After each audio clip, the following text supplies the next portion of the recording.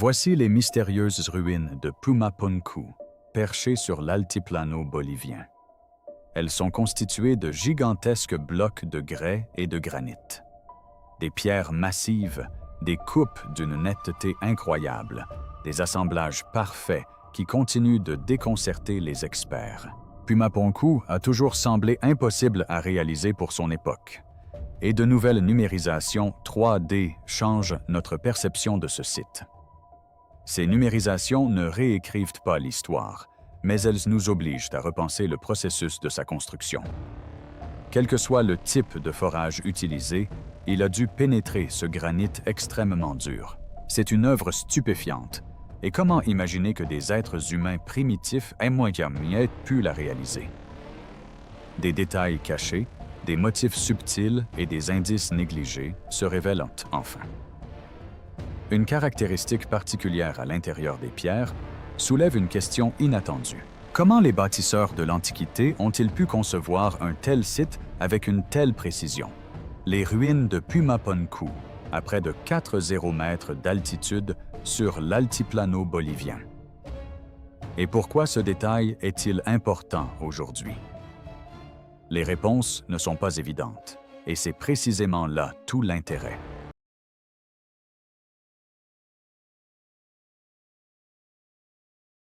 Des pierres qui défient leur temps. Pumapunku est l'un des sites antiques les plus énigmatiques au monde, célèbre pour ses blocs de pierre massifs assemblés avec une extrême précision. La taille et l'assemblage des pierres sont si nets que même les bâtisseurs modernes peinent à reproduire une telle exactitude. Certains blocs pèsent plus de 100 tonnes, ce qui soulève une question fondamentale. Comment une civilisation ancienne a-t-elle pu déplacer, façonner et disposer des pierres de cette taille, sans outils ni machines en métal? La douceur des surfaces et la complexité des formes géométriques témoignent d'une planification minutieuse et d'un savoir-faire exceptionnel. Pourtant, aucune explication ne rend pleinement compte de la réalisation d'un tel travail. Le mystère s'épaissit lorsqu'on considère l'ancienneté du site. Construit il y a plus de 1000 ans, Pumapunku est antérieur à la généralisation de l'utilisation des outils en métal dans la région. Malgré cette contrainte, les bâtisseurs ont réalisé des découpes d'une précision remarquable et des assemblages impeccables.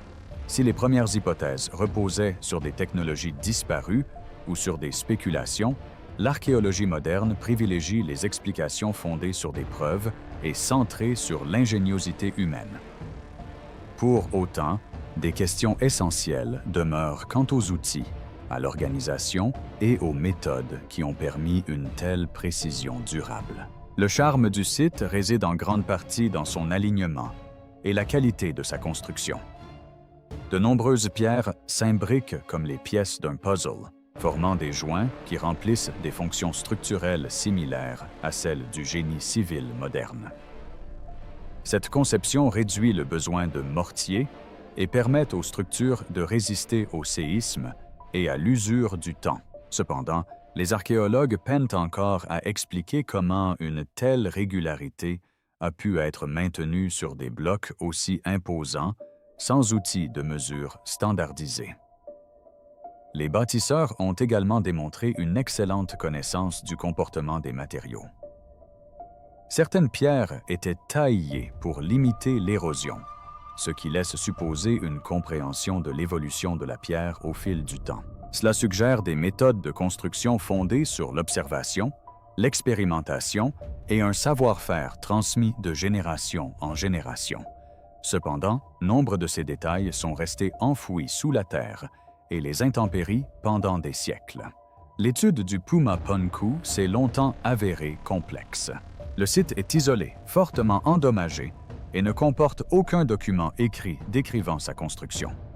Les méthodes traditionnelles ne permettaient qu'une observation de surface et des mesures limitées, obligeant les chercheurs à se fier à des hypothèses éclairées. La difficulté résidait non seulement dans la taille ou l'âge des pierres, mais aussi dans leur agencement complexe. La variété des dimensions des blocs, les angles aigus et les rainures sculptées témoignent d'une planification rarement observée, même à des époques plus tardives. Puma Punku atteste d'une tradition d'ingénierie méconnue qui soulève encore plus de questions qu'elle n'apporte de réponses. L'étude approfondie des pierres a constitué pendant des années le principal obstacle et la cause majeure de l'enfouissement, sous la terre, l'érosion et la dégradation. Des indices les plus importants concernant le mystère de la montagne des pyramides. Les détails fins dissimulés dans les joints, les découpes et les surfaces ne pouvaient être révélés par les fouilles traditionnelles. De nouveaux outils, récemment apparus, étaient donc nécessaires pour résoudre ce casse-tête architectural. Le développement de la numérisation. 3D haute résolution figure parmi les techniques numériques avancées qui ont permis cette avancée. L'application de ces méthodes a permis aux chercheurs d'analyser avec précision chaque surface, angle et joint, sans toucher physiquement les pierres. La combinaison des preuves matérielles et des modèles informatiques a permis aux scientifiques de commencer à se faire une idée plus précise de la construction du Puma Punku. La découverte de l'existence de ces éléments autrefois invisibles et la possibilité de les mesurer ont constitué l'accès à des connaissances longtemps restées inaccessibles. La résolution du mystère de Puma Punku ne concerne pas uniquement ce site. Elle remet en question l'ensemble des concepts liés à la technologie, à la planification et au niveau de compétences techniques des civilisations anciennes. Les découvertes scientifiques suggèrent que les civilisations primitives étaient peut-être bien plus performantes qu'on ne le pensait généralement. Pour saisir toute la portée de Puma Punku, il est essentiel de comprendre comment les technologies modernes de numérisation 3D ont permis de révéler ce que le temps et les éléments avaient dissimulé pendant des siècles. Désormais, l'impact révolutionnaire de la numérisation 3D avancée ouvre de nouvelles perspectives à la recherche archéologique, transformant notre manière d'observer et d'interpréter des sites anciens comme Puma Punku. Numérisation 3D avancée. La numérisation 3D haute résolution a révolutionné la recherche archéologique, et Puma Punku en est l'un des exemples les plus révélateurs. Contrairement aux fouilles traditionnelles, la numérisation 3D capture les détails de surface et de structure sans toucher les pierres. Cela permet d'étudier en toute sécurité les zones fragiles ou difficiles d'accès, tout en préservant le site. Les modèles numériques obtenus fournissent des enregistrements précis de la forme, de la texture et des caractéristiques de construction qu'il était auparavant impossible de documenter intégralement. À Puma Punku, la technologie de numérisation a révélé des détails enfouis sous des siècles d'érosion. Les chercheurs peuvent désormais observer les marques d'outils, les finitions de surface et les ajustements subtils effectués par les bâtisseurs. L'analyse de la microtopographie de chaque bloc permet aux scientifiques d'identifier les méthodes de polissage, la précision des joints et la manière dont les pierres ont été assemblées. Ce niveau de détail fait passer la recherche de la spéculation à une analyse technique mesurable. Les coupes virtuelles et les comparaisons révèlent des schémas qui expliquent la planification et l'assemblage du site. Un autre avantage majeur de la numérisation 3D réside dans son caractère non destructif. Les données numériques peuvent être consultées à l'infini sans risque d'endommager les pierres. Cela permet aux experts de différents domaines, archéologie, ingénierie, architecture et géologie, de collaborer à partir des mêmes modèles précis. La numérisation par drone a permis d'étendre considérablement la couverture, atteignant des zones élevées et difficiles d'accès sur l'ensemble du site. Devenue un élément essentiel de la gestion du site, la numérisation permet aujourd'hui de disposer de modèles numériques. Ces modèles offrent aux générations futures un aperçu de l'état du site à un moment précis et constituent un point de référence pour suivre l'évolution de sa structure, notamment sa dégradation progressive, les dommages causés par les intempéries et les modifications structurelles. Ainsi, la préservation numérique est devenue un outil indispensable face aux menaces naturelles qui pèsent sur le site de Pumapunku. De plus, la grande précision des données permet leur diffusion publique, offrant ainsi aux chercheurs et universitaires du monde entier un accès au site. Ceci contribue à sa diffusion et à sa préservation grâce à une étude transparente et factuelle, plutôt qu'à des récits mythologiques. Les résultats indiquent que les bâtisseurs de Pumapunku étaient conscients de leurs actes et ont donc suivi une approche systématique, appliquant la même technique sur l'ensemble du site. La numérisation. 3D révèle la présence d'éléments tels que l'espacement régulier des joints, la régularité des surfaces et le placement précis des angles, autant d'éléments témoignant d'une conception réfléchie et d'une expertise technique partagée. Les architectes de ce projet monumental disposaient des outils et des connaissances nécessaires pour perpétuer un système de construction standard, caractérisé par l'utilisation de matériaux simples, voire de qualité médiocre.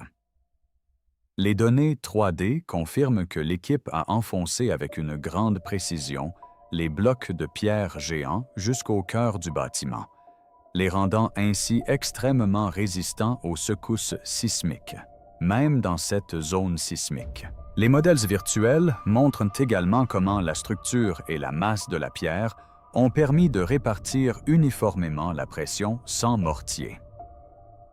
Nombre de ces concepts avaient déjà été avancés. Cependant, c'est le processus de numérisation qui a permis de lever définitivement le voile sur cette question en apportant une première confirmation incontestable. Plus précisément, la numérisation révèle la conception implicite et fonctionnelle du bâtiment, au-delà de sa structure apparente. La reconstruction numérique du bâtiment permet aux chercheurs de simuler l'interaction de la lumière, des ombres et du mouvement, avec la conception architecturale, et ainsi de mieux comprendre les possibles usages sacrés ou sociaux du lieu.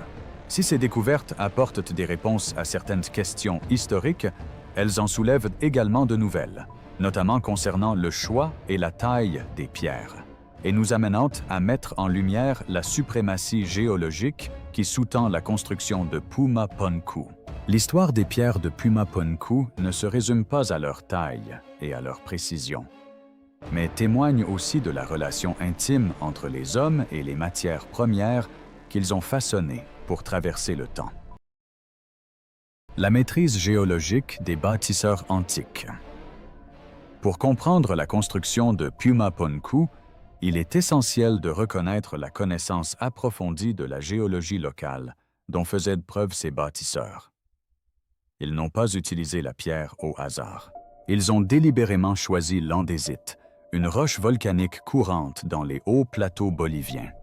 Dense, durable et résistante à l'érosion, l'andésite peut être façonnée avec précision lorsqu'elle est travaillée correctement. Ce choix témoigne d'une connaissance géologique pratique et d'une compréhension des enjeux de durabilité à long terme. L'andésite est une roche solide, mais difficile à travailler sans outils métalliques. La façonner en surfaces lisses et en formes complexes exigeait des techniques précises plutôt que la force brute. Les bâtisseurs utilisaient probablement des pierres plus dures et des matériaux abrasifs pour tailler, meuler et polir les blocs. Ce processus lent leur a permis de créer des formes précises, notamment des faces planes, des arêtes vives et des joints complexes. Les résultats témoignent de patience, de planification et d'un savoir-faire adapté aux propriétés spécifiques de la pierre. Les caractéristiques géologiques naturelles ont également joué un rôle essentiel. La roche environnante présente des failles naturelles et des plans de stratification qui facilitaient le clivage des gros blocs. En exploitant ces faiblesses, les bâtisseurs pouvaient extraire des pierres aux dimensions plus proches de celles souhaitées, réduisant ainsi le travail inutile. Cette approche démontre leur compréhension du comportement de la pierre sous contrainte et leur capacité à tirer parti de la nature plutôt que de lutter contre elle. Les connaissances géologiques s'étendaient au-delà de l'extraction, englobant le transport et la mise en place. Le déplacement de pierres massives sur un terrain accidenté exigeait une planification racinaire minutieuse, tenant compte du relief. Une fois sur place, les pierres étaient posées sur des fondations préparées, conçues pour supporter leur poids et résister aux mouvements de sol. Dans une région sujette à l'activité sismique, cette combinaison de connaissances géologiques et structurelles était essentielle à la stabilité à long terme. Les bâtisseurs utilisaient également la pierre pour gérer les conditions environnementales. Les murs épais et les blocs parfaitement ajustés contribuaient à réguler la température dans le climat andin rigoureux. Les propriétés réfléchissantes de la pierre et l'orientation des ouvertures ont influencé la lumière du soleil et la circulation de l'air. Ces choix de conception suggèrent que la construction visait à concilier durabilité, confort et fonctionnalité. Des études récentes ont identifié des carrières liées à Pumapunku, révélant des marques de taille et des blocs bruts identiques à ceux trouvés sur le site. Ces éléments suggèrent une extraction organisée et un transport planifié plutôt qu'une collecte aléatoire.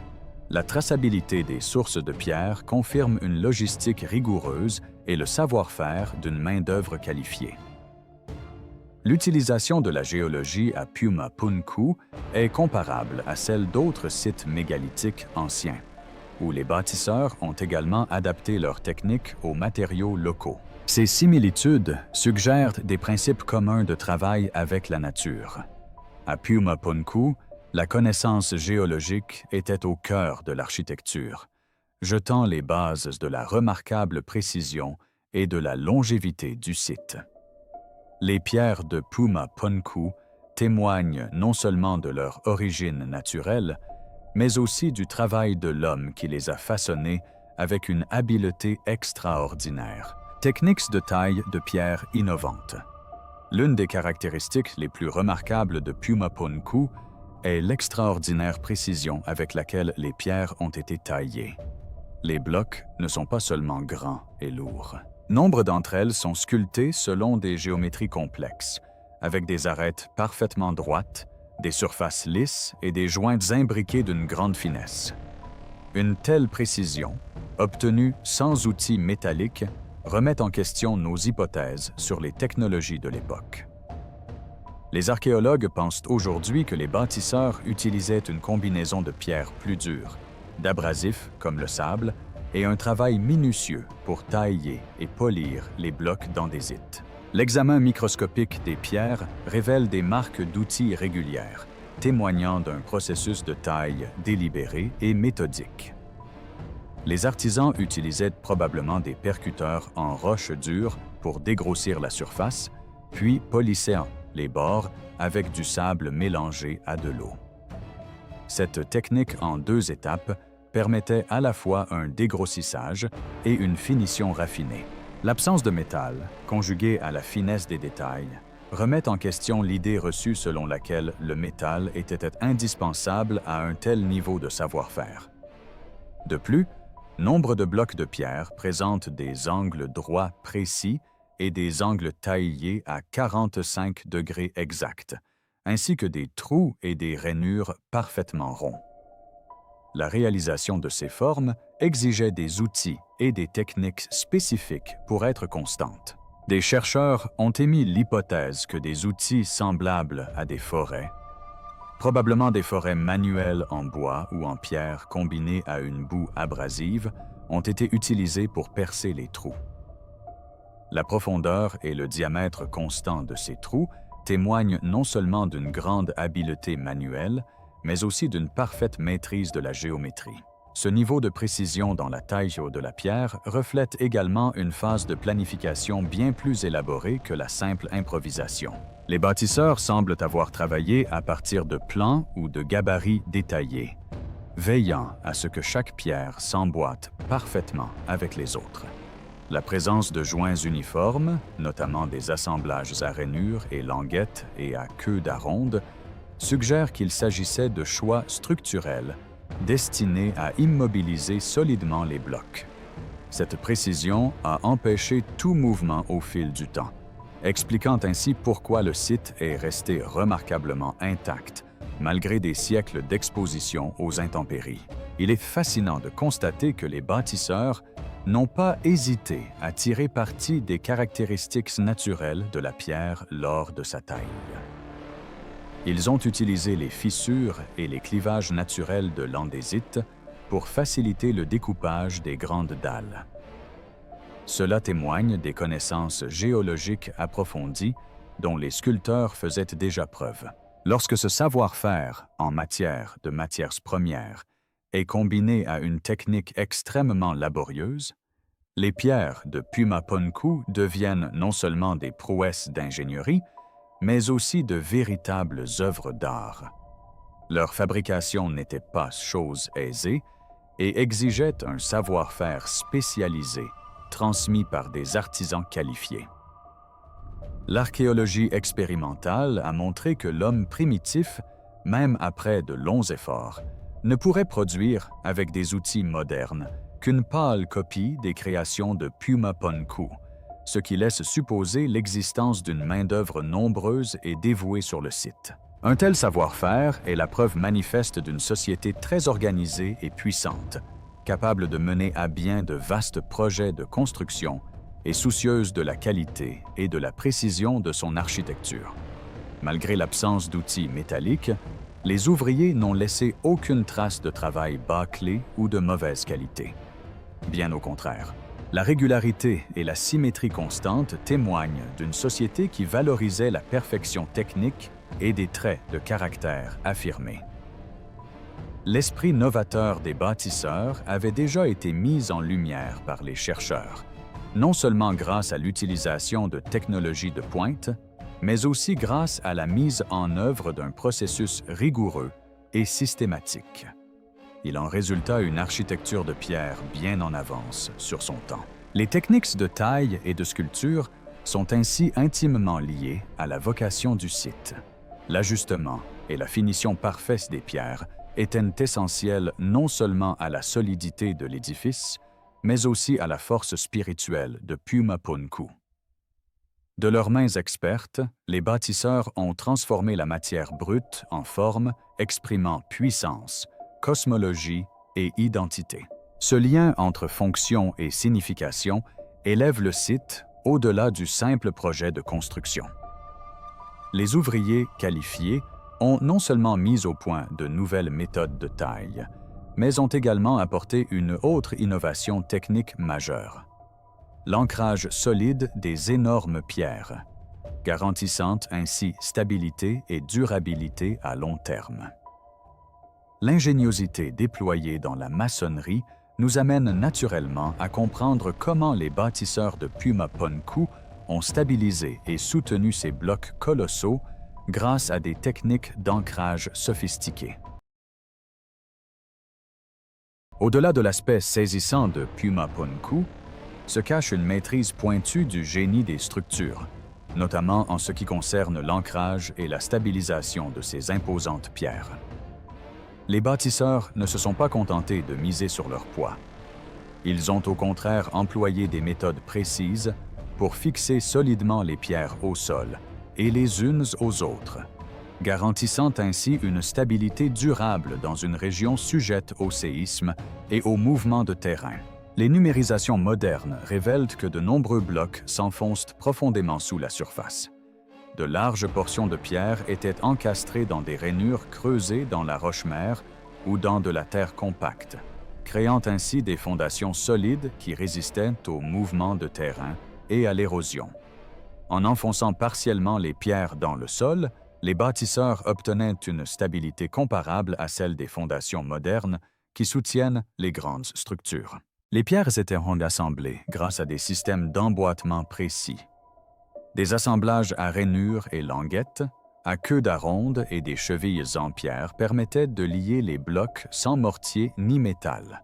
Ces joints répartissaient le poids uniformément et empêchaient tout mouvement au fil du temps. Cette méthode d'assemblage à blanc exigeait une extrême précision, transformant le site en une structure unifiée plutôt qu'en un ensemble de blocs disparates. La répartition du poids a joué un rôle crucial dans la durabilité de l'ouvrage. Les bâtisseurs ont évité d'empiler les pierres de manière à concentrer les contraintes. Ils ont donc conçu des couches superposées et de multiples chemins de charge afin de répartir la pression sur de plus grandes surfaces. Cette conception de la compression et de l'équilibre reflète fidèlement les principes utilisés en ingénierie moderne. Certaines pierres présentent également des coupes angulaires et des bords biseautés, qui ont pu contribuer à atténuer les forces sismiques. Bien que l'intention exacte demeure incertaine, ces choix de conception témoignent d'une prise en compte de l'influence des mouvements de terrain sur les structures en pierre. Les bâtisseurs semblent avoir adapté leurs méthodes aux conditions environnementales locales. Leur savoir-faire en ingénierie transparaît également dans l'intégration harmonieuse du site à son environnement. Construit sur un haut plateau au terrain accidenté, Pumapunku a nécessité un nivellement précis et des fondations profondes. Les bâtisseurs ont transformé un sol instable en une plateforme stable, témoignant d'une planification minutieuse avant même le début des travaux. De nombreuses pierres servaient à plusieurs usages. Certaines structures servaient de murs et de supports, tandis que d'autres contribuaient à la gestion des eaux et au drainage, protégeant ainsi les fondations. Cette conception multifonctionnelle témoigne d'une approche intégrée qui concilie robustesse, utilité et respect de l'environnement.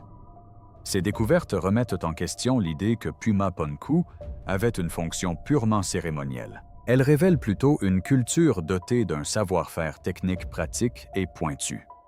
Les bâtisseurs étaient à la fois des artisans qualifiés et des ingénieurs compétents, appliquant les principes de stabilité et de comportement des matériaux bien avant que ces concepts ne soient formellement définis.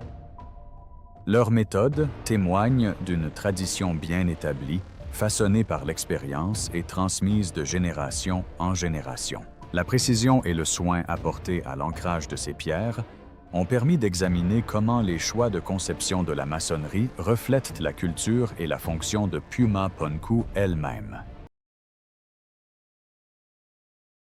Conception fonctionnelle au service de la maçonnerie. La maçonnerie de Pumapunku reflète bien plus que la force et la précision. Elle révèle une conception fonctionnelle soignée, imprégnée de symbolisme.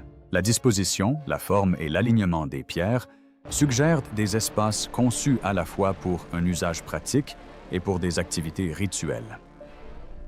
Certains blocs forment des plateformes ou des espaces clos, tandis que d'autres comportent des canaux et des dépressions qui auraient pu servir à la gestion de l'eau, témoignant d'une prise en compte des besoins environnementaux. Les chercheurs ont également relevé des alignements avec les points cardinaux et d'éventuels événements astronomiques. Ces caractéristiques suggèrent une finalité cosmologique liée aux cycles saisonniers ou à des calendriers cérémoniels.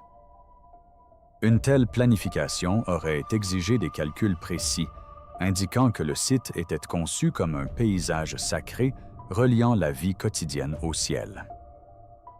La circulation sur le site semble intentionnelle. Des passages étroits, des angles aigus et des places ouvertes semblent avoir dicté la manière dont les gens entraient, se rassemblaient ou accomplissaient des rituels. L'agencement suggère une organisation sociale, équilibrant les espaces communs et les zones probablement réservées à des fonctions ou des groupes spécifiques. Ici, l'architecture influençait les comportements et pas seulement l'abri. L'ingénierie pratique est omniprésente dans la maçonnerie. Des canaux creusés servaient probablement à détourner les eaux de pluie, protégeant ainsi les fondations. Les plateformes à gradins avaient vraisemblablement une fonction multiple, allant des zones de travail aux estrades cérémonielles. Cette approche polyvalente illustre comment les bâtisseurs ont combiné durabilité, fonctionnalité et esthétique au sein d'un même système. Contrairement aux sites purement monumentaux, Pumapunku semble avoir été conçu pour un usage actif et continu. Il servait probablement de lieu central où se mêlaient vie spirituelle, politique et sociale. Cette complexité fonctionnelle explique le soin, la précision et l'investissement à long terme dont témoigne sa construction. Le travail de la pierre exprime également l'identité et la puissance du peuple. L'aspect visuel de l'édifice, par sa grande qualité et son ampleur, aurait été un témoignage du pouvoir et du raffinement de celui qui a ordonné ou gouverné le site. La finesse des sculptures et le caractère unique de l'architecture témoignaient du statut social, culturel et technologique du peuple. Ces choix architecturaux véhiculaient des messages de contrôle, d'unité et de respect, tant auprès des visiteurs que des résidents. Il est surprenant de constater que la modularité des blocs de pierre révèle une grande flexibilité dans la conception du bâtiment. Les différentes sections pouvaient être réorganisées, réparées ou agrandies avec une relative facilité, révélant ainsi une adaptabilité au sein de façades de pierre d'apparence rigide. Ceci témoigne d'une culture capable de gérer de tels problèmes avec permanence et réactivité, prête à évoluer au gré des besoins sociaux et environnementaux. La maçonnerie était un système vivant et non un monument figé. L'alliance des détails pratiques et de la dimension cérémonielle confère au Puma Punku une dimension culturelle riche de sens, qu'elle en rehausse encore davantage. Car ces pierres n'étaient pas de simples grimoires. Elles étaient finement sculptées et agencées, créant des espaces où l'expérience et l'identité étaient aussi importantes que la protection ou la défense. Comprendre cette fonctionnalité à plusieurs niveaux nous permet de considérer le site comme un patrimoine vivant complexe, reflète des valeurs et du savoir-faire de ses bâtisseurs. Ainsi, chaque pierre fut choisie intentionnellement, un bloc qui n'était pas seulement destiné à la construction de murs, mais aussi à l'expression de la vision du monde d'une culture. L'architecture de Puma Punku était un langage de pierre exprimant puissance, protection et lien sacré unissant le peuple à son environnement et au ciel. Il ne s'agissait pas d'ornementation ni d'un hasard, mais d'une démarche profondément réfléchie et intentionnelle. La précision de cette conception fonctionnelle reflète une tradition ancrée dans un savoir collectif transmis de génération en génération, qui a façonné non seulement des pierres, mais des modes de vie entiers. Transmission du savoir culturel. L'uniformité et la sophistication de l'ouvrage en pierre de Puma Punku montrent clairement qu'il ne s'agissait pas du travail d'un seul bâtisseur ni d'une expérience isolée. Les méthodes et les conceptions reflètent plutôt une tradition culturelle profondément enracinée, probablement transmise de génération en génération d'artisans et d'architectes. Cette continuité a permis que chaque pierre, chaque joint et chaque canal respectent les normes établies, tout en autorisant un perfectionnement et une innovation progressif.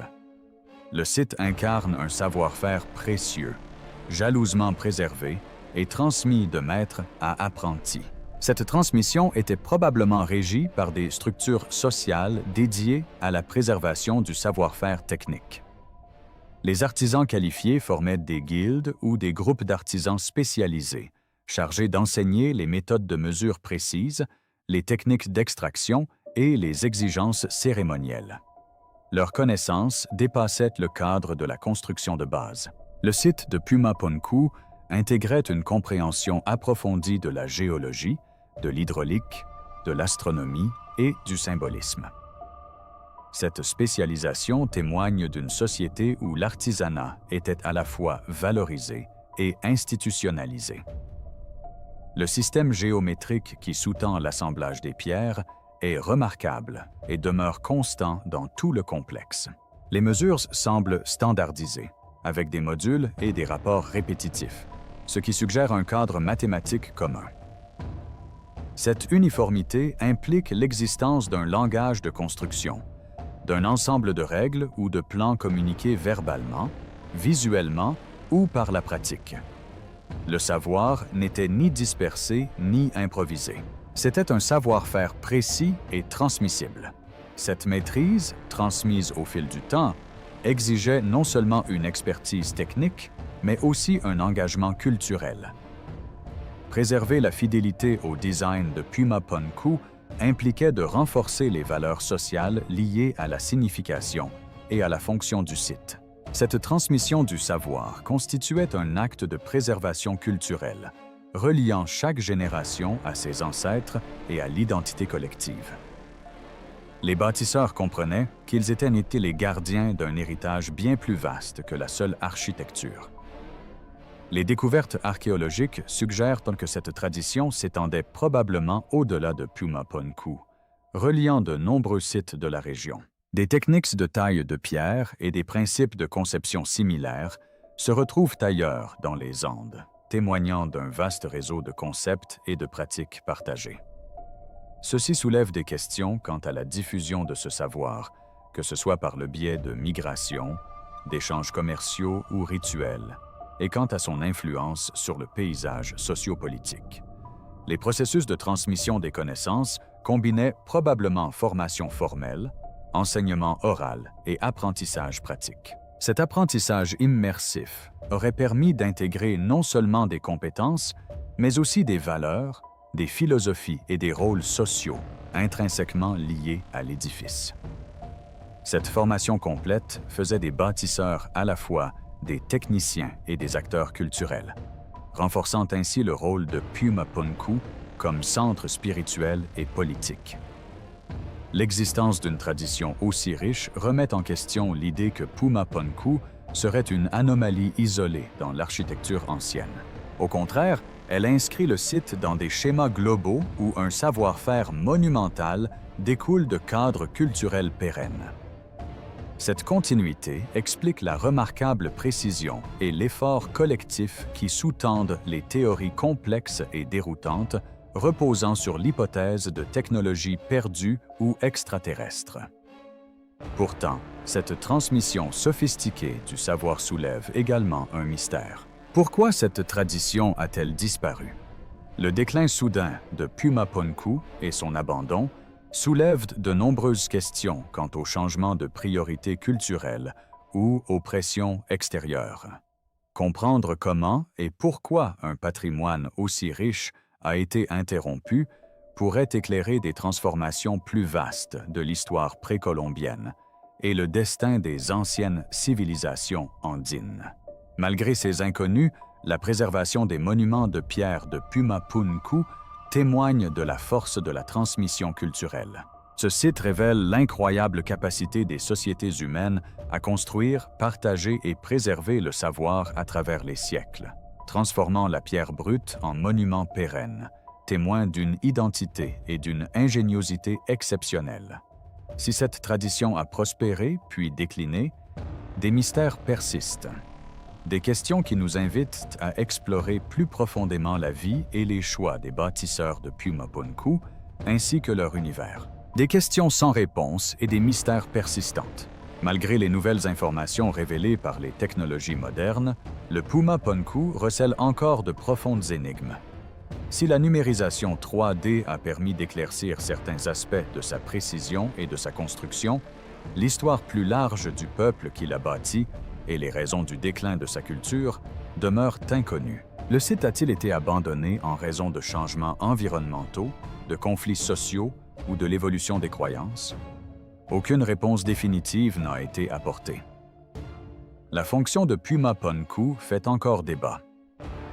Certains chercheurs y voient un centre religieux lié à des événements célestes, tandis que d'autres estiment qu'il remplissait également des fonctions politiques ou sociales. Son alignement précis et son agencement complexe suggèrent qu'il avait une fonction qui dépassait le simple symbolisme. Pourtant, son rôle exact au sein de la société antique demeure incertain. Pour le comprendre, il est nécessaire de conjuguer archéologie et comparaison culturelle et historique, un processus loin d'être achevé. Un autre mystère important que pose le transport de ces pierres massives concerne la manière dont elles ont été déplacées sur des terrains rocailleux. Si des études ont permis de révéler les techniques d'extraction et d'ancrage, l'incertitude demeure quant au déplacement de ces pierres colossales, pesant jusqu'à plusieurs dizaines de tonnes. Les hypothèses vont de l'utilisation de cordes et de rouleaux à des systèmes entièrement nouveaux et complexes. Mais malheureusement, aucune ne repose sur des preuves directes. L'absence de consensus sur cette question symbolise l'effort considérable et le haut niveau d'organisation nécessaire. La disparition du savoir-faire à l'origine de la construction de Pumapunku constitue également un mystère fascinant. Bien que le site témoigne d'un artisanat remarquable et d'une planification méticuleuse, la tradition même qui lui a donné naissance s'est éteinte lentement mais sûrement. Il est possible qu'une combinaison de facteurs, tels que des bouleversements climatiques, des changements politiques ou des mutations culturelles, ait affecté cette tradition, nous rappelant ainsi la fragilité des savoirs, même les plus anciens, et leur facilité à disparaître. Pumapunku nous rappelle également les limites de notre compréhension contemporaine.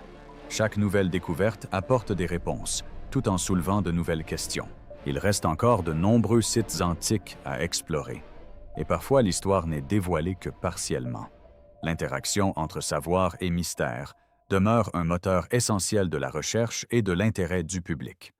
Pumapunku, cependant, nous invite à reconsidérer les civilisations anciennes et à aborder le passé avec un esprit plus ouvert. Le site de Pumapunku raconte une histoire inachevée qui exige que les nouvelles générations poursuivent la quête de la vérité.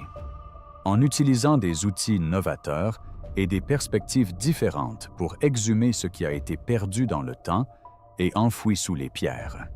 Pumapunku remet en question nos connaissances sur l'ingénierie et la culture antique, ainsi que sur le mystère qui sommeille encore sous la surface.